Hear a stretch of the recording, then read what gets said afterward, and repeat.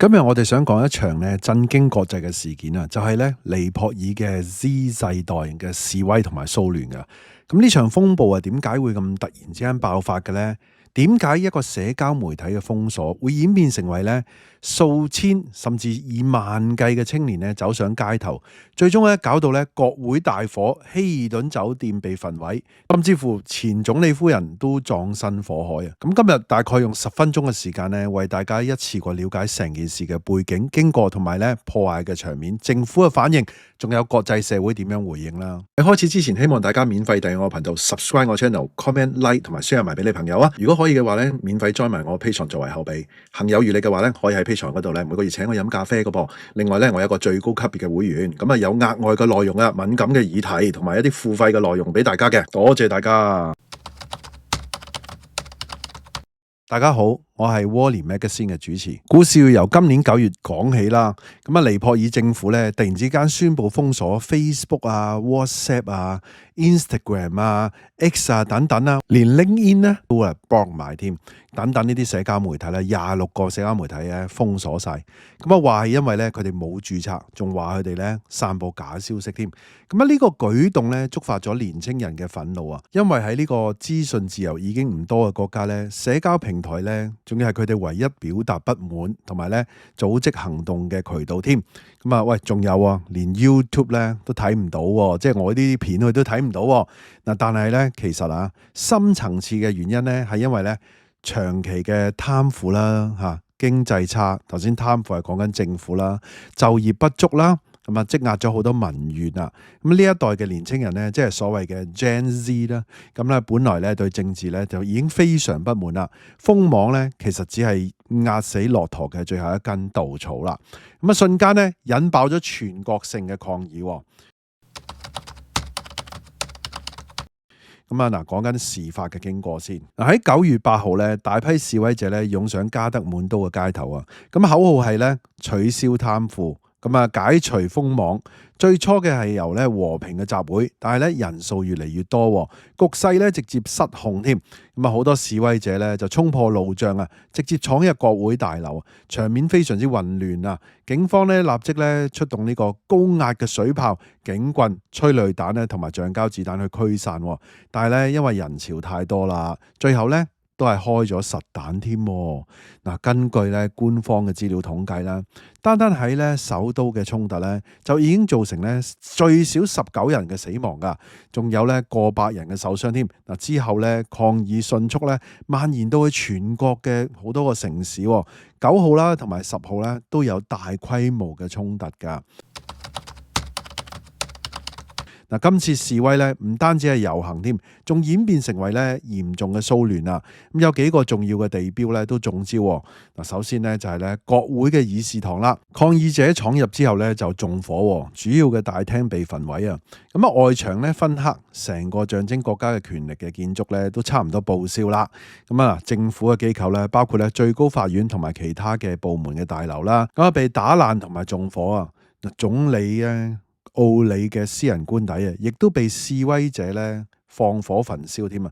顯示咧民怨咧已經去到咧最高嘅領導層噶啦。仲有嘅就係咧位於加德滿都新落成嘅5星級酒店啊！呢個酒店咧起咗成7年8年噶啦，啱啱喺2024年舊年咧先至咧開張啦，點知咧就俾人咧用火燒到咧，哇！嗰個濃煙咧直飆上天際啦。咁啊，象徵咧國際化嘅地標咧都難逃厄運添㗎。咁全國最大嘅電視台咧就被焚毀，咁啊報社咧亦都係俾人打爛㗎。反映咧示威者對官方宣傳機構咧同埋傳媒咧失去咗信任。咁啊，整個加德滿都嘅中心咧都好似一個戰場咁㗎。咁啊，另外咧就係前總理夫人啊，亦都個官邸咧就被焚毀之餘咧困身火海啊，最終咧就難逃呢個厄運啦。咁啊，面對大規模嘅騷亂啦，尼泊爾嘅政府啊採取咗啦極強硬嘅手段啊。警方咧除咗咧水炮、橡膠子彈、催淚彈之外咧，甚至咧直接開槍鎮壓添，令到咧死傷嘅人數急升添㗎。內政部部長咧即刻引咎辭職啦，但係事態咧冇因為咁樣而降溫喎，軍隊咧亦都直接咧被派出去巡邏啦，實施宵禁添。咁啊，任何咧超過4人嘅集會咧都被禁止㗎啦。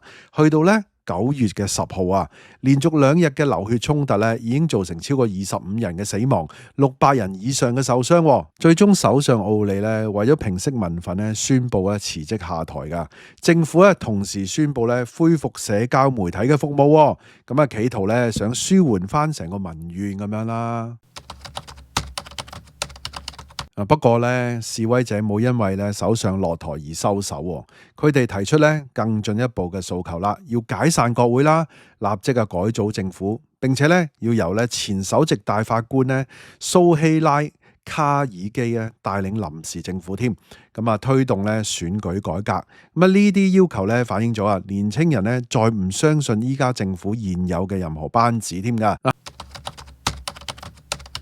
喺尼泊爾國內咧，社會各界對年青人嘅支持性咧就好強嘅，就連咧前國王啊賈南德拉都出聲，咁啊嗱，譴責咧政府咧過度鎮壓添，人權組織咧亦都公開批評當局啊，咁啊要求咧警方咧保持克制，避免咧再有流血事件。而國際嗰方面咧，印度總理莫迪咧喺社交平台咧呼籲尼泊爾咧保持冷靜同埋和平，咁啊顯示咗咧印度對鄰國嘅局勢咧非常關注啊。而中國嘅外交部咧亦都表態啦，希望尼泊爾咧能夠盡快咧恢復穩定，避免咧局勢外溢啦。可以見到咧呢場動盪唔單止係影響咗尼泊爾內部啊，仲可能咧帶嚟地緣政治嘅連鎖反應啦。咁啊，梗係驚啦佢哋係嘛，因為咧通常呢啲咁啊乜乜之春、密密之春啊呢啲咁嘅情況咧，會咧即係一路蔓延上去㗎。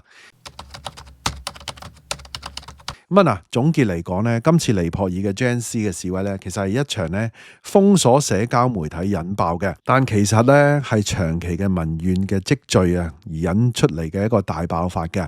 咁所有嘢咧撳住，大家咧唔出聲，咁啊即下就發生咗咁嘅事件啦。咁啊短短幾日之內咧，由和平嘅抗議咧變成全城嘅騷動啊！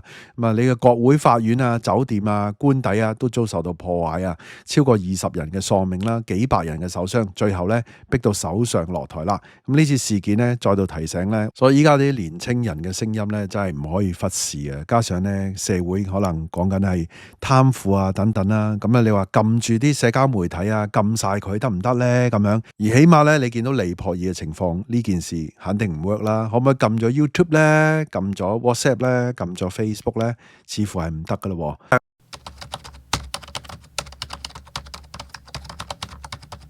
大家中意呢條片，請大家 like 我呢條片啦 ，comment 同埋咧 share 埋俾你朋友啊，記得訂閱埋我頻道，撳埋個鐘仔啊，咁下次再見啦。